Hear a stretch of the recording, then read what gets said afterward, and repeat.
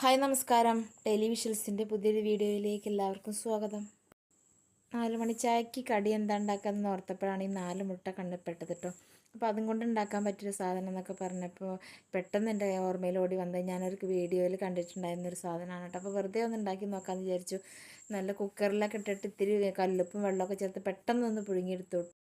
അപ്പോൾ ഈ പുഴുങ്ങിയെടുത്ത മുട്ട 2 കഷ്ണമാക്കി വെച്ചിട്ട് അതിൽ മഞ്ഞക്കരു വേറെ എടുത്ത് വെച്ചിട്ടുണ്ടായിരുന്നു കേട്ടോ. അപ്പോൾ അതാ ഞാനൊരു ബൗളിൽ ഇത്തിരി നന്നായിട്ട് അരിഞ്ഞെടുത്ത സവാള, ചെറിയൊരു സവാളയേ ഉള്ളൂ. അതിലേക്ക് എരിവിന് ആവശ്യമായത്ര പച്ചമുളക് ചേർക്കാം കേട്ടോ. ഞാൻ 2 പച്ചമുളകാണ് ചേർത്തിട്ടുള്ളത്. പിന്നെ ഇത്തിരി കറിവേപ്പില ചെറുതായി അരിഞ്ഞത്, ഇത്തിരി മല്ലിയില ചെറുതായി അരിഞ്ഞത് ചേർത്ത് കൊടുത്തു. പിന്നെ നമ്മൾ നേരത്തെ മാറ്റി വെച്ചിട്ടുണ്ടായിരുന്ന മഞ്ഞക്കരു അതും കൂടി ഇതിലേക്ക് ഇട്ട് കൊടുത്തിട്ട് നന്നായിട്ടൊന്ന് പൊടിച്ചെടുക്കണം. പിന്നെ നമ്മൾ അതിലേക്ക് ചേർക്കുന്നത് 1/4 ടീസ്പൂൺ ഗരം മസാലയും പിന്നെ ആവശ്യത്തിനുള്ള ഉപ്പും അത് ചേർത്ത് നന്നായിട്ട് കൈവച്ച് തന്നെ ഞെരടിയെടുക്കണം.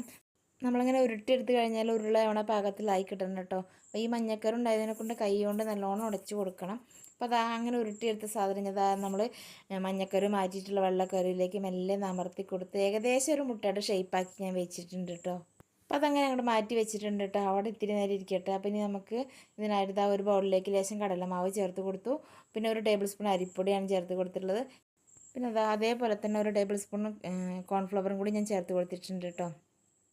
പിന്നെ എരിവിന് ആവശ്യമായത്ര മുളക് പൊടി ചേർത്തിട്ടുണ്ട്. പിന്നെ അതിലേക്ക് നമ്മൾ ചിക്കൻ മസാലയാണ് 1/4 ടീസ്പൂൺ ചിക്കൻ മസാല ചേർത്തിട്ടുണ്ട്.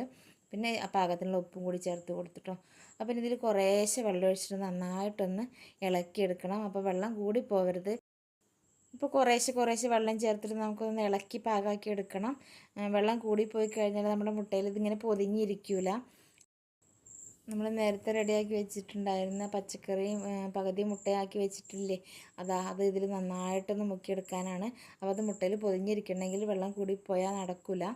അപ്പോൾ ഒരു പാകത്തിനായി നമുക്ക് കിട്ടിയിട്ടുണ്ട് കേട്ടോ. അപ്പോൾ ഈ ഒരു പാകത്തിലായിരിക്കണം നമ്മളിതാ കടലമാവ് റെഡിയാക്കി വെക്കേണ്ടത്. അപ്പോൾ ഞാൻ ചട്ടി വെച്ച് കൊടുത്തു, എണ്ണ ഒഴിച്ചിട്ടുണ്ട് കേട്ടോ. അപ്പോൾ വെളിച്ചെണ്ണ തന്നെയാണ് ഉപയോഗിക്കുന്നത്. ഇങ്ങനെ പരന്നിരിക്കുന്ന ചട്ടിയിലോ പാനിലോ ഒക്കെ ആയിക്കഴിഞ്ഞാൽ ഒരുപാട് എണ്ണ ഒഴിക്കേണ്ടി വരുമല്ലേ. ഇങ്ങനെ അല്പം കുഴിവുള്ളതായി കഴിഞ്ഞാൽ അങ്ങനെ ഒരുപാട് എണ്ണ ഒഴിക്കേണ്ടല്ലോ. നമ്മുടെ മുട്ട മുങ്ങിക്കിടക്കാൻ ആവശ്യമായത്ര എണ്ണ മതിയാവുമല്ലോ. അപ്പോൾ ഇതിൽ കുറച്ചേ നമുക്ക് ചെയ്യാൻ പറ്റുള്ളൂ. എന്നാലും ഒരുപാട് എണ്ണ നമുക്ക് വേസ്റ്റാക്കി കളയണ്ടല്ലോ എന്ന് വിചാരിച്ച് ചെയ്യണതാണ് കേട്ടോ ഞാനിങ്ങനെ. അപ്പോൾ ചെറിയ തീയിലിട്ടിട്ട് നന്നായിട്ടൊന്ന് തിരിച്ചും മറിച്ചിട്ടൊക്കെ ഒന്ന് വേവിച്ചെടുക്കാണ് കേട്ടോ. അയ്യോ, ഞാൻ പറയാൻ വിട്ടുപോയൊരു കാര്യമുണ്ട്. നമ്മൾ കടലമാവ് റെഡിയാക്കിയിരുന്ന സമയത്ത് ഞാൻ അതിലേക്ക് കായപ്പൊടി ചേർത്തിട്ടുണ്ടായിരുന്നു കേട്ടോ. അത് ഞാൻ പറയാൻ വിട്ടുപോയതാണ്. അപ്പോൾ അത് നമ്മുടെ ഒരു വെറൈറ്റി മുട്ട ബജ്ജി റെഡി ആയിട്ടുണ്ട് കേട്ടോ.